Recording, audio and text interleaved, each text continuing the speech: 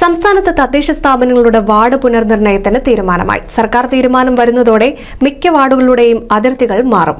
അടുത്ത വർഷം ഒക്ടോബറിൽ നടക്കുന്ന തദ്ദേശ തെരഞ്ഞെടുപ്പിന് മുൻപായി നടപടികൾ പൂർത്തിയാക്കാനാണ് തീരുമാനം. പുനർനിർണയം വഴി 1200 വാർഡുകൾ വരെ വർദ്ധിക്കും. ജനസംഖ്യാനുപാതികമായാണ് വാർഡുകൾ പുനർനിർണയിക്കുന്നതെന്ന് സർക്കാർ വാദിക്കുന്നുണ്ടെങ്കിലും അതിന് ഒട്ടേറെ രാഷ്ട്രീയ മാനങ്ങൾ കൂടിയുണ്ടെന്നാണ് വിലയിരുത്തൽ. വാർഡ് പുനർനിർണയത്തിൽ അതത് കാലത്തെ ഭരണകൂടങ്ങളുടെ ഭരണത്തുടർച്ച കൂടി ലക്ഷ്യമിടുന്നുണ്ടെന്നാണ് വാദം.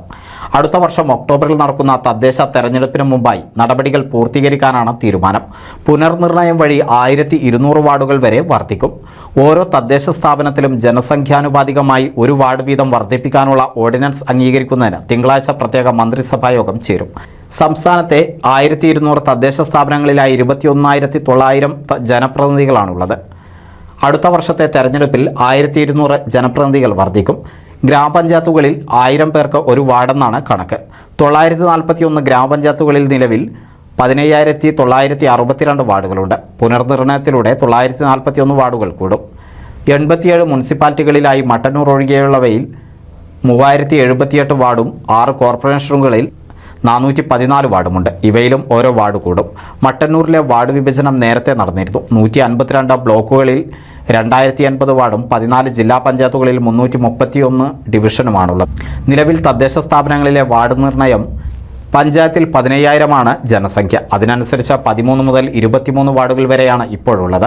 പുനർനിർണയം അനുസരിച്ച് അത് 14 മുതൽ 24 വരെയാകും. ജനസംഖ്യ 2500 കടക്കുന്ന മുറയ്ക്കാണ് പുതിയ വാർഡ് കൂട്ടിച്ചേർക്കുക. അതത് പഞ്ചായത്തിൽ ജനസംഖ്യ 17,500 ഉണ്ടെങ്കിൽ പുതിയ വാർഡ് വരും. ബ്ലോക്കിൽ ഇത് 1.5 ലക്ഷമാണ്. അതും 13, 23 വാർഡുകളുടെ എണ്ണം. ഓരോ 25,000 ജനസംഖ്യക്കും ഓരോ വാർഡ് അധികം വരും.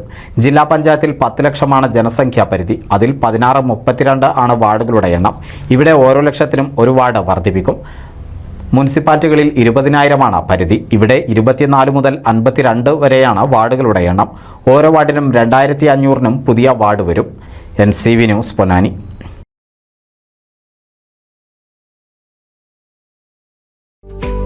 കേരളത്തിലെ number 1 broadband cable TV network കമ്പനിയായ കേരള വിഷൻ ഇന്ന് ഇന്ത്യയിലെ ആദ്യ 10 ബ്രോഡ്ബാൻഡ് കേബിൾ TV സേവനദാതാക്കളുടെ പട്ടികയിൽ ഇടം നേടിയിരിക്കുന്നു.